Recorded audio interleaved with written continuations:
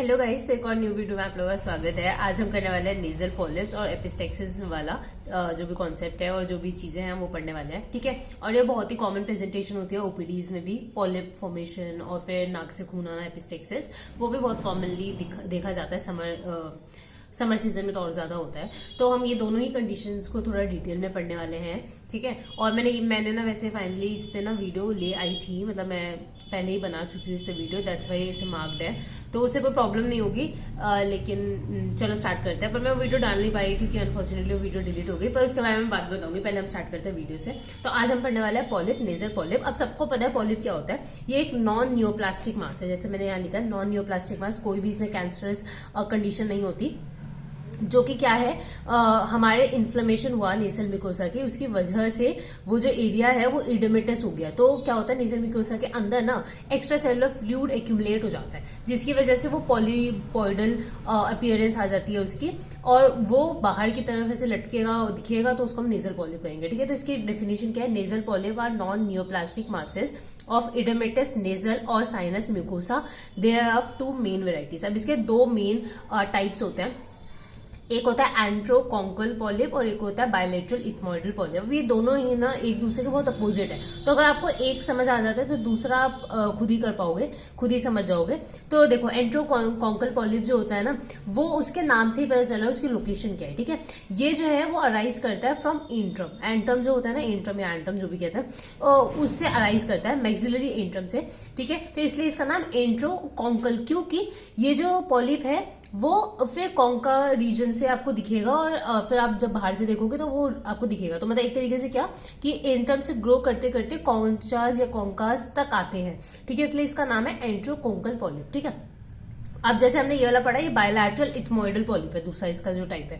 तो इसी से समझ आ रहा है, जो एंट्रोकॉन्कल पॉलिप टाइप होता है वो यूजुअली यूनिलैटरल होता है, ठीक है। अब ये सारी चीजें हमने देख लिया, अब इसको हम नोट्स में पढ़ लेते हैं क्या लिखा है।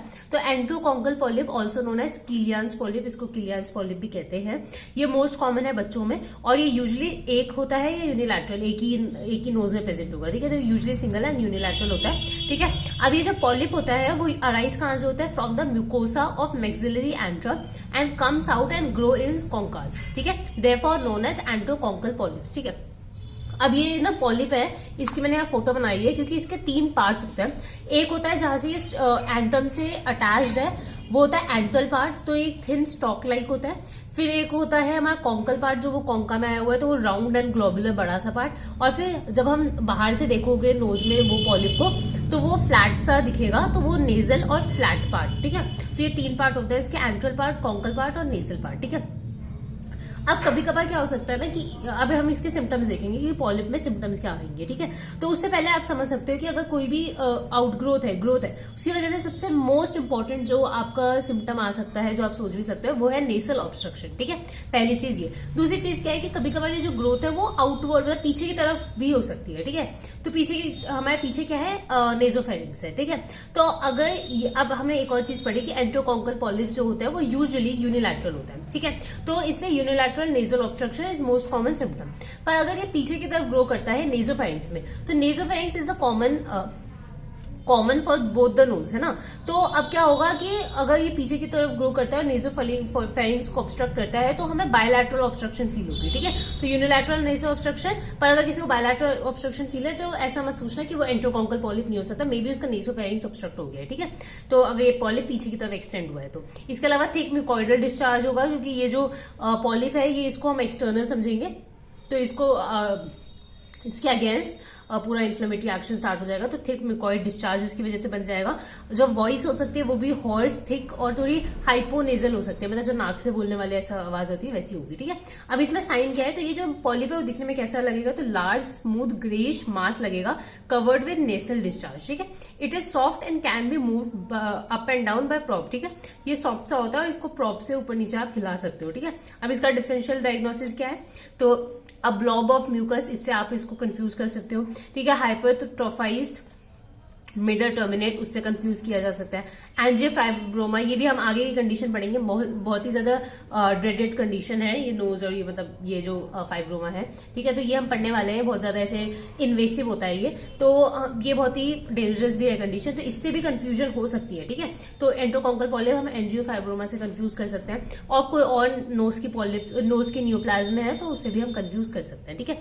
तो ये था हमारा एंट्रोकॉन्कल पॉलिप। अब सेकेंड जो हमारी कंडीशन थी वो थी बायलैटरल इथमोइडल पॉलिप। जैसा मैंने बताया कि इसके नाम से इसका लोकेशन पता चल रहा होगा आपको कि ये अब कहां से अराइज हो रहा है, इथमोइडल साइनस से, ठीक है। तो इथमोइडल साइनस के म्यूकस मेम्ब्रेन में कोई इन्फ्लेमेशन हुई, वहां पे एडिमा हो गया, तो वहां पे नॉन न्यूप्लास्टिक मास जैसे क्रिएट हो गया, जिस एडिमा के नीचे असलियत में वो एडिमा बना क्यों है, क्योंकि वहां पे बहुत सारा एक्स्ट्रा सेलुलर फ्लूइड जमा हो गया है, ठीक है, कलेक्शन हो गया फ्लूइड के, बिकॉज ऑफ कोई भी इन्फेक्शन है, जो भी कॉज है, अंडरलाइन कॉज, ठीक है, तो उसकी वजह से। तो अब क्या हुआ है कि हमारे इथमोइडल साइनस का इन्फ्लेमेशन है, उसकी वजह से, उसके म्यूकस मेम्ब्रेन की वजह से उसका न्यूप्लास्टिक ग्रोथ हुआ, नॉन न्यूप्लास्टिक ग्रोथ, सॉरी। तो अब क्या बन गया हमारा बायलैटरल इथमोइडल पॉलिप।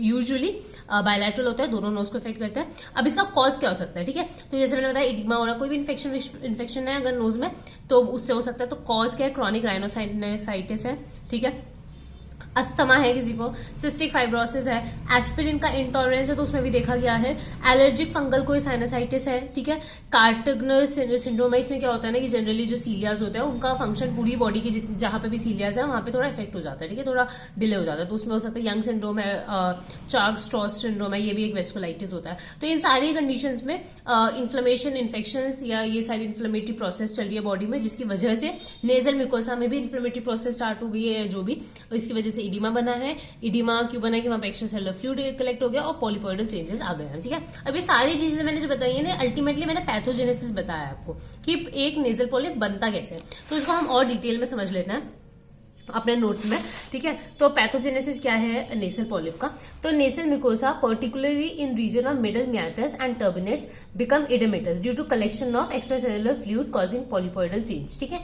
तो क्या हो रहा है कि मिडल म्याटस और टर्बिनेट्स जो है उस रीजन में बहुत सारा नेजल म्यूकोसा का इन्फ्लेमेशन हुआ, जहां पे एडिमा फॉर्म हो गया, तो एडिमा की वजह वहां पे एक्स्ट्रा सेलुलर फ्लूइड कलेक्ट हो गया और वहां पे पॉलीपॉइडल चेंज आ गया, जो मैं इनिशियली फर्स्ट लाइन से बोलती जा रही हूँ, ठीक है। अब अर्ली स्टेज में क्या क्या चेंजेस आते हैं, तो सरफेस ऑफ नेसल पॉलिप जो होता है वो इनिशियली तो कवर होता है सिलिएटेड कॉलमनार एपिथेलियम से, जो कि आपको पता है कि सिलिएटेड कॉलमनार एपिथेलियम ही नॉर्मल नेसल म्यूकोसा के एपिथेलियम है। तो इनिशियल स्टेजेस में जो नेसल पॉलिप है उसका भी एपिथेलियम यही होगा, ठीक है। लेकिन लेटर ऑन इसमें मेटाप्लेजिया हो जाता है और ये जो है वो चेंज होता है इनटू ट्रांजिशनल और स्क्वैमस टाइप, ठीक है।